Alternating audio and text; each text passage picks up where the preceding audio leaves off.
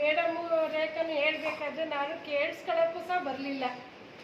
ಯಾಕೆಂದರೆ ನಮ್ಮ ತಾಯಿಗೆ ತುಂಬ ಕಡೆ ನಾವು ತೋರಿಸಿ ಲಾಸ್ಟಿಗೆ ಕೇರಳಕ್ಕೆ ಹೋಗ್ಬೇಕು ಅಂತ ಅಂದ್ಕೊಂಡಿದ್ದು. ಅಷ್ಟರೊಳಗೆ ಇವರು ಪ್ರಾಡಕ್ಟ್ ಬಗ್ಗೆ ಪೂರ್ತಿ ತಿಳಿಸ್ಕೊಟ್ರು. ಮತ್ತು ನಾವು ಇವೇನು ನಂಬೋದು ಇವೆಲ್ಲ ಮಾಮೂಲು ಈ ಥರದ್ದೆಲ್ಲ ತುಂಬ ನೋಡಿದ್ದೀವಲ್ಲ ಅಂತ ಮೇಡಮ್ಮು ರೇಖನು ನಮ್ಮನೇಲಿ ಎಷ್ಟೊತ್ತಿಗೆ ಹೋಯ್ತಾರಪ್ಪ ಅಂತ ನನ್ನ ಹತ್ರ ಇದ್ದಿದ್ದು 1,000 ದುಡ್ಡು ಕೊಟ್ಟು ಕಳಿಸ್ಬಿಟ್ಟೆ. ಹೋಗ್ಲಿ ಅಂತ ನಂಗೆ ನಂಬಿಕೆ ಇರಲಿಲ್ವಲ್ಲ, ಗೊತ್ತಿಲ್ವಲ್ಲ ಇದ್ರ ಬಗ್ಗೆ ನಮಗೆ. ಹಾಗಾಗಿ ಕಳಿಸ್ಬಿಟ್ಟೆ 1,000 ದುಡ್ಡು ಕೊಟ್ಟು. ರೇಖಾ ಮೇಡಮ್ ನಮ್ಮನ್ನು ಬಿಡಲಿಲ್ಲ, ಫಾಲೋಅಪ್ ಮಾಡ್ತಾ ಬಂದರು ಫೋನಲ್ಲಿ. ಮತ್ತು ಪ್ರಾಡಕ್ಟ್ ಅವರೇ ನಮ್ಮನೆಗೆ ತಂದು ನಮ್ಮ ತಾಯಿಗೆ ಕುಡಿಸಿ ಅಂತ ಯಾವ್ಯಾವ ಟೈಪ್ ಕುಡಿಸ್ಬೇಕು ಮತ್ತು ಹೇಗೆ ತೊಗೊಳ್ಬೇಕು ಅನ್ನೋದೆಲ್ಲ ಡೀಟೇಲ್ ಹೇಳ್ಕೊಟ್ರು. 1 ತಿಂಗಳಾದಮೇಲೆ ಅವರು ಮತ್ತೆ ನಂದು ಐಡಿ ಅವರೇ ಮಾಡಿಸಿ, ಬರಲ್ಲ ಇವರು ಬರೀ ಪ್ರಾಡಕ್ಟ್ ತಗೋತಾರೆ ಅಂತ ಐಡಿನೂ ಅವರೇ ಮಾಡಿಸಿ 3 ತಿಂಗಳದ್ದು ಪೂರ್ತಿ ತಂದುಕೊಟ್ರು. ಒಂದೇ ಸರಿ ತಂದುಕೊಟ್ರು. ಆಮೇಲೆ ನಮ್ಮ ತಂದೆಗೆ ಅಷ್ಟೊತ್ತಿಗೆ ಆಪ್ರೇಷನ್ ಆಯಿತು, ಹಾರ್ಟ್ ಆಪ್ರೇಷನ್ನು. ಮತ್ತು ಅವ್ರನ್ನ ನೋಡಿದರೆ ತುಂಬ ಬೇಜಾರಾಗೋದು ನಮಗೆ. ಹಾರ್ಟ್ ಆಪ್ರೇಷನ್ ಅವರು ಗ್ರಾಮ್ ಲೆಕ್ಕ ಊಟ ನೀರು ಎಲ್ಲ ಲಿಮಿಟು, ಒಂದು ಹಾಲು ಕುಡಿಯೋದು ಆಗಲಿ ಎಲ್ಲ ಲಿಮಿಟು. ನನಗೆ ನೋಡಿ ತುಂಬ ನೋವಾಗ್ತಿತ್ತು. ಮತ್ತು ರೇಖನ್ ಕೇಳಿದೆ ಹಾರ್ಟಿನ ಏನಾರು ಇದೆಯಾ ಅಂತ.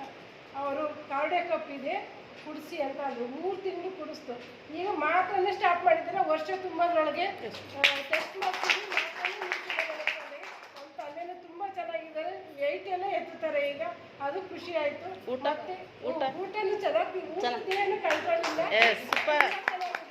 ಮತ್ತು ಬೆಣ್ಣೆ ತುಪ್ಪ ಏನು ಕೊಡಬಾರ್ದು ಜಿಡ್ಡಿನೋ ಅಂತ ಹೇಳಿದ್ರು ಡಾಕ್ಟ್ರು. ಆದರೂ ನಾವು ಕೊಡ್ತಿದ್ದೀವಿ.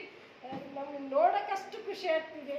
ನಮಗೆ ದೇವ್ರ ಥರ ಬಂದು ನಮಗೆ ಮೇಡಮ್ಮು ಮತ್ತು ರೇಖಾನು ಕೊಟ್ಟಿದ್ದಾರೆ ಪ್ರಾಡಕ್ಟು. ಮತ್ತು ನಾನು ಒಂದು ಕಿಡ್ನಿ ಸ್ಟೋನಿಂದು 15 ವರ್ಷದಿಂದ ನನಗೆ ಲೆಫ್ಟ್ ಸೈಡ್ ಮಲ್ಗೋಕ್ಕಾಗ್ತಿರ್ಲಿಲ್ಲ. ರಾಜ ಹಾಸ್ಪಿಟಲಲ್ಲಿ 3 ದಿನ ಅಡ್ಮಿಂಟಾಗಿ ಟ್ರೀಟ್ಮೆಂಟ್ ತಗೊಂಡಿದ್ದೆ. ಆದರೂ ಈ ಸೈಡ್ ಮಾತ್ರ ನಾನು ಈ ಥರ ಒಳ್ಳೋಕ್ಕೆ ಆಗ್ತಿರ್ಲಿಲ್ಲ ಮಲ್ಕೊಂಡ್ರೆ. ಒಬ್ಬರು ಎತ್ತಿ ಈ ಥರ ದೂಕಬೇಕಿತ್ತು ನನ್ನ. ಆ ನೋವು ಇದ್ರೂ ನಮ್ಮ ತಂದೆ ತಾಯಿಗೆ ನಾನು ನೋಡ್ಕೊತಿದ್ದೆ. ನಾನು ಹೇಳ್ಕೊತಿರ್ಲಿಲ್ಲ ಯಾರ ಹತ್ರನೂ. ರೇಖಂಗೆ ಹೇಳಿದೆ ಈ ಥರ ಇದೆ ನನಗೆ ಅಂತ.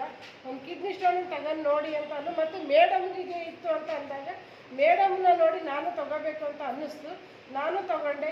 ಈಗ ನಾನು ಒಂದೇ ಒಂದು ಬಾಟಲ್ ತಗೊಂಡಿದ್ದು. ನಾನು ಬ್ಯಾಕ್ ಪೇಯ್ನಿಂದು ಡಾಕ್ಟ್ರು ಸಹ ಕೊಟ್ಟು ಮಾತ್ರೆಗಳೆಲ್ಲ ಬಿಸಾಕಿದ್ದೀನಿ. ನಾನೀಗ ಬ್ಯಾಕ್ ಪೇಯ್ನಿಗೆ ಹೋಗ್ತಾ ಇಲ್ಲ.